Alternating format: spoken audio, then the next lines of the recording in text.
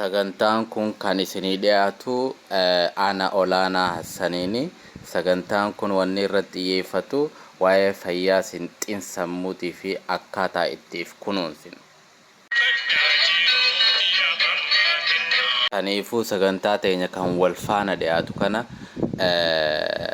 kutaadhaan kan dhiyeessinu kana YouTube irratti nu hordofaa jenna. Galatooma. Duraan dursee baga sagantaa kiyya kan barnoota xiinsammuutii fi akkamitti if kunuunsina kaja'u mata duree jalatti eegale kana baga dhuftaniin ja'a. Kutaa tokkoffaa waa'ee ilaalcha mataa keenyaaf qabnu irratti kan xiyyeeffate ilaaluu keenya ni yaadatama.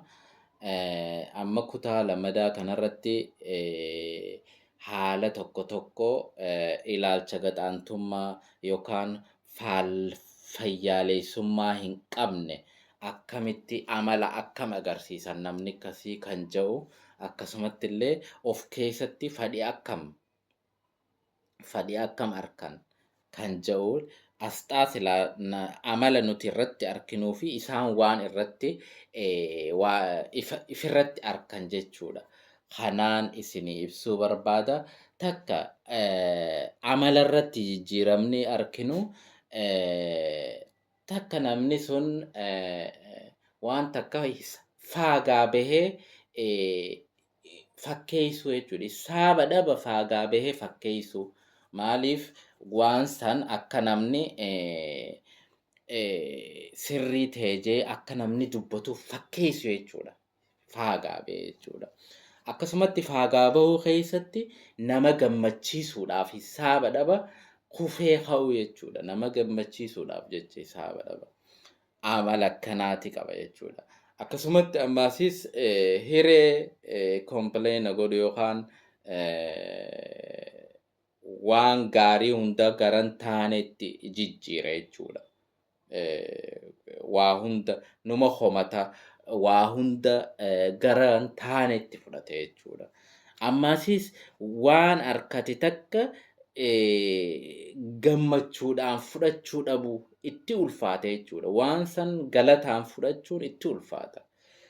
Itti amanuun itti ulfaata jechuudha. Waan sun dhugumatti amanee fudhachuun itti ulfaata waan takka jechuudha.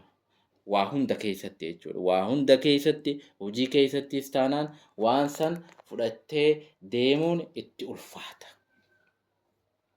Akkasumatti illee kaka'umsa hin qabu barnootaaf taanaan akkasumatti guddinaaf taanaan waa uumuuf taanaan kaka'umsi hin jiru jechuudha.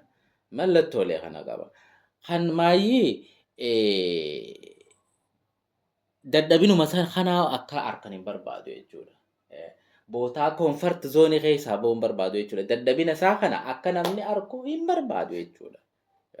Dadhabina isaa kana akka namni irraa argu hin barbaadu. Kun mallattoolee namni gaxaantummaadhaan gizee ilaalcha gaxaantummaa yookaan fayyaalessummaa hin qabneen of laalu jechuudha. Amala qabu.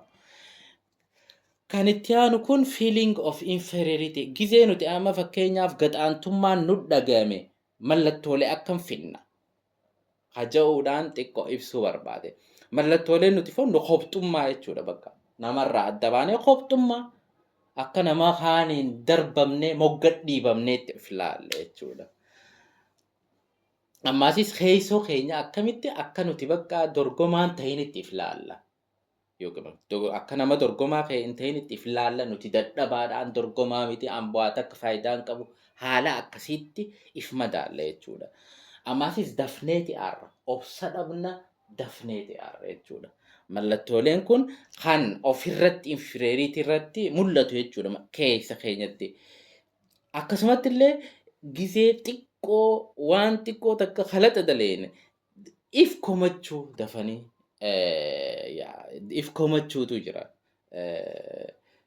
If komachuutu jira xiqqoo daleeteef jecha daftee if komachuun mallattoo gaxaantummaan gizee miidhamneeti mallattoolee kana qabna jechuudha. Akkasumatti illee diipparshinii hedduu akkanatti sammuudhaan hiree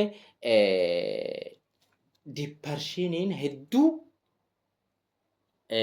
qabamuutu mul'ata jechuudha. Hiree gara diipparshiinii deemuutu nama kanarratti maal ta'e jechuudha mul'ata jechuudha. Kamaayyii namni bakka akka qormaanni guddaan takka itti as deemu jiruuti namni kun taa'eetuma sodaata jechuudha. Galee maaliif sodaa gisee jennu if keessa sodaata jechuudha. Fatanaan guddoon takka musiibaan guddoon takka akka itti as deemuu jirtu takkatti isa qofatti akka as deemu jirtu takkatti sodaan keessatti uumamte jechuudha. Kana mallattooleen inni ifirratti argu kana jechuudha. Saniif jecha sagantaa teenya kutaa sadaffaa keessatti akkamitti ilaalcha gaxaantummaa kana takka ilaalcha fayyaaleessummaa hin qabne kana balleessinee ilaalcha fayyaaleessummaa if keessatti habaqaaluu dandeenya ka jedhu ilaalla. Waan na dhaggeeffattaniif galatoomaa ulfaadhaa.